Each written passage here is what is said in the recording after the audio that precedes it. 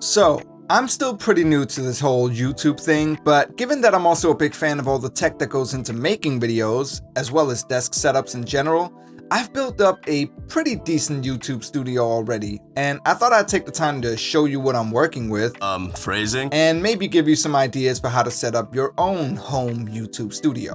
So in this video, I'm first going to go over the different things that you need in order to start making videos and rank them by how essential they are. Then I'll show you my current setup and talk a bit about the upgrades I'd like to make before finally showing you the cheapest possible version of the setup that I used to have not too long ago. If you're new to this channel, hi, my name is Alex and I like to talk about tech. That is not a line that works on a lot of women, but luckily for me, I'm already married. Subscribe to my channel for more tech-related content and let's get into it.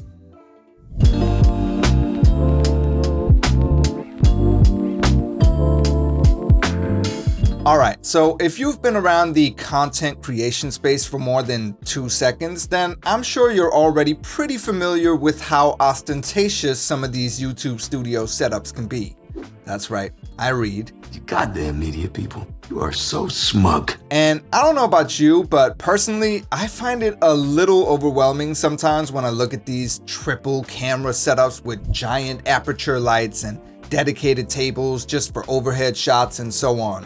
Look, all of that is great if you have the money and physical space to use on it, but personally, I have a family and I live in one of the most expensive and tiniest countries in the world.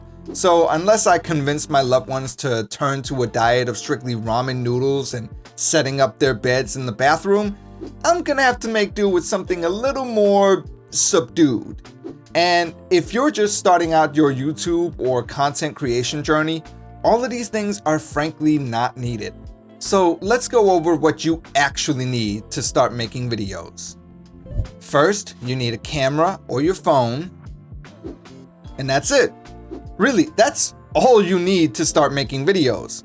Honestly, if you have a decent mid to high level phone from within the last 5 years or so, the cameras on that thing are probably more than good enough to get you started. Up until recently, I was filming on my iPhone 14 Pro Max, and honestly, the footage from that was actually better than the camera I'm using now, and I only replaced it as a matter of convenience. So if you're just starting out, or even just at the earlier stages of your journey, just film on your phone and you'll be fine. You can get a tripod to mount it to either your desk or just on the floor, and those don't even have to cost you more than a few dollars. Just do a quick Google search or look on Amazon for something to get you started. Alright, so technically there is one other essential element to making videos, and that is, of course, having some way to edit your footage. You could theoretically just film your videos in one long take and upload them like that, but frankly, even just a little bit of editing is going to go a long way towards making your videos look and feel more professional. The good news is that it doesn't have to cost you a thing. I'm personally using DaVinci Resolve, which has a free version with all of the functionality you could ever need, but there are other free editing tools out there as well, such as Lightworks, iMovie, Premiere Rush, Canva, and many more. Some of these are really intuitive and easy to use, so just do a bit of research and find something that fits your skill level and need. But personally, I definitely recommend trying out DaVinci Resolve.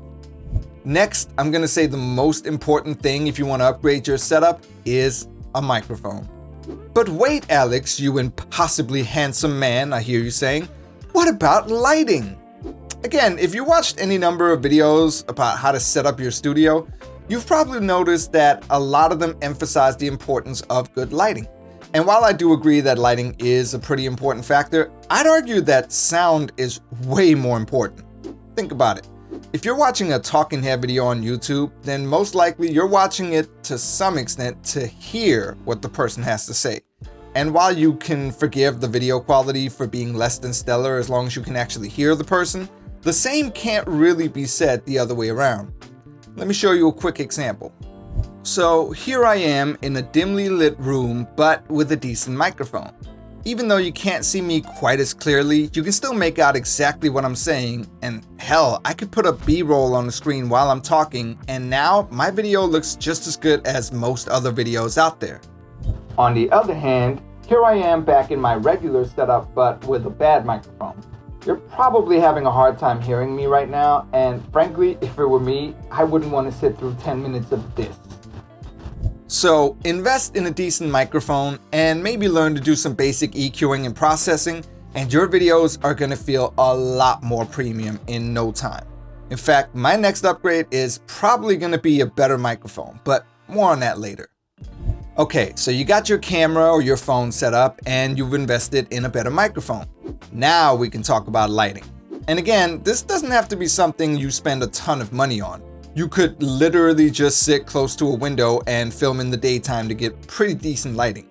But if you want to take your lighting to the next level, I'd suggest getting a softbox or a big LED lamp for your main lighting and placing it at about a 45-degree angle from your face, then getting a smaller light and placing that 45 degrees away to your other side.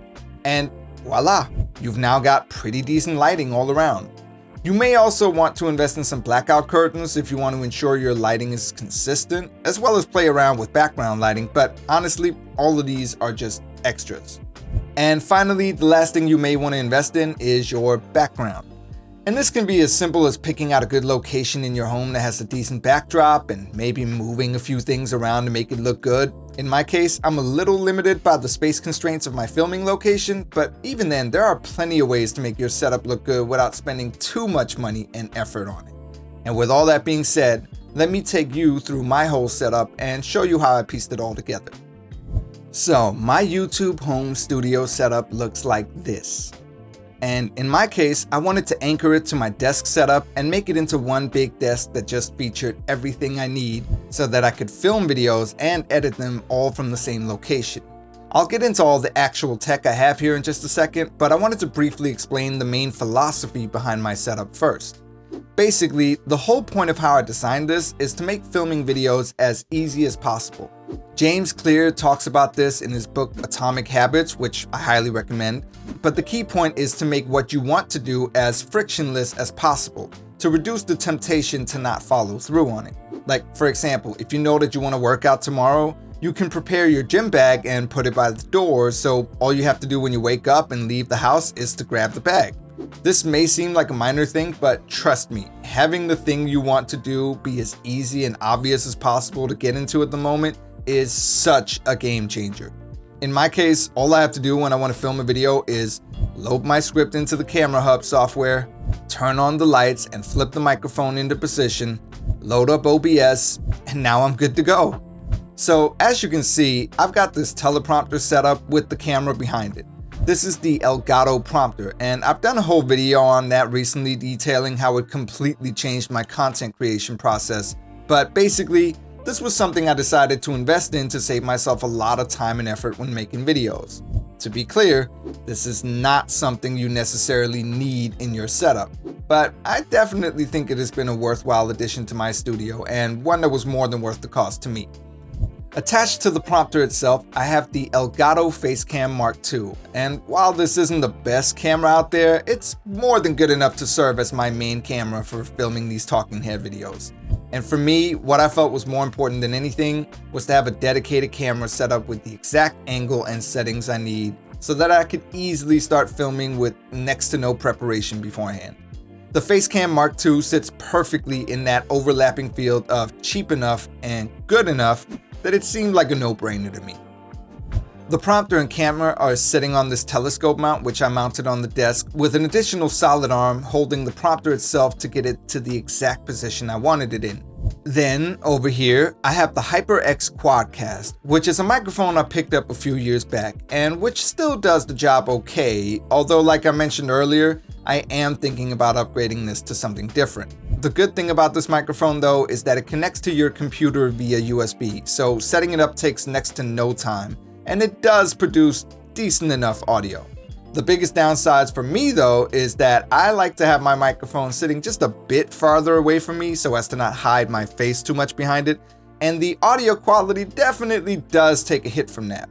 Couple that with the fact that I would also love to have something that could work as a microphone to record vocals for music, which this thing really isn't equipped to do, and it's just not quite the right fit for me. But still, it does the job okay when it comes to filming these videos. The microphone itself is sitting on the Streamplify mount arm, and this thing is actually quite interesting as it has this sort of rail system running along the top side which can be used to mount anything using a cold shoe mount. I'm currently only using it for the microphone, as you can see, but I actually used to have this as my main mount for both the microphone, the camera, and part of the lighting. But I'll get back to that later when I talk about how to make a more budget-friendly YouTube setup. Next up is the lighting. And as you can see, I have two main lights here. The first is the Glow Light 14, also from Streamplify, and this thing is honestly great. It gives you a fairly soft light that can be adjusted in both color temperature and brightness using this little remote. And while it's not quite as pleasant as what you'd get from an actual softbox, it does the job just fine while taking up just a fraction of the space.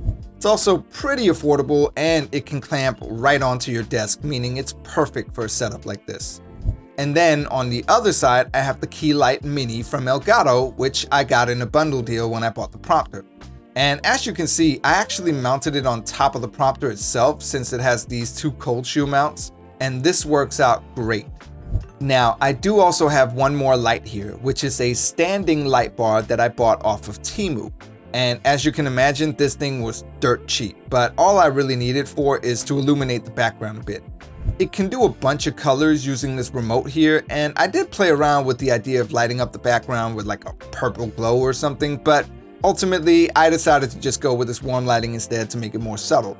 Also, I thought I'd bought it in a taller version, but I must have messed up when checking out my cart, so I ended up with something a bit shorter than what I would have liked. To which my solution was to just place it on top of a box I had. Because damn it, Jim, I'm a YouTuber, not an engineer. To round things off, since we're already taking a look at my backdrop, I went with these acoustic panels, which you may recognize from every other tech and desk setup YouTuber, since apparently I'm not as original as I thought I was when I was designing this place. Now, these things can be just a little pricey at times, but in my case, they were a steal, as I bought 3 whole panels used from some lady off of Facebook Market for like $30 total. And that was with these 2 small copper lights that are attached at the top and which I angled downwards to light up the wall. And then finally, there's this fake plant from IKEA just to add a bit of life to the background, and which I've placed strategically to hide the corner of the room. And that's it. My whole entire YouTube studio all set up on this desk, which also serves as my home office, gaming space, and music studio all in one.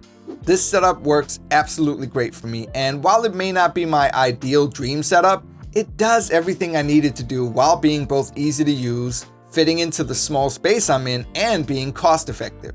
And speaking of that last part, I'd like to just quickly tell you what my setup used to look like and how you can get the same thing for your home setup with very little money. So, as I mentioned before, I used to film my videos on my iPhone, and what I did was I actually had this mount arm from Streamplify mounted where the teleprompter is now, and I would use this little MagSafe mount with a cold shoe adapter to place that on top of the mount arm, as well as this little selfie mirror from Nicey Rig so I could see the screen and line up the shot. And then I placed this little light I bought from Temu behind that to act as a second light alongside the bigger light from Streamplify on the other side. And as you can see from the prices I put up on the screen, that means I was able to put together a whole setup with lighting, audio, and a great image for less money than you'd pay for a desk mat from GroveMade. And again, I'm sure you could find cheaper versions of some of this stuff if you're willing to do just a little bit of digging on Google or Amazon. Hopefully, this has helped to give you a few ideas for your own setup, and if nothing else, perhaps shown you that you don't need to break the bank in order to get started on your content creation journey. If you found this video to be helpful, please do give it a like as it helps out the channel a lot, and leave a comment about what other tech-related stuff you'd like to see me check out. And I'll see you guys in the next one. Peace out.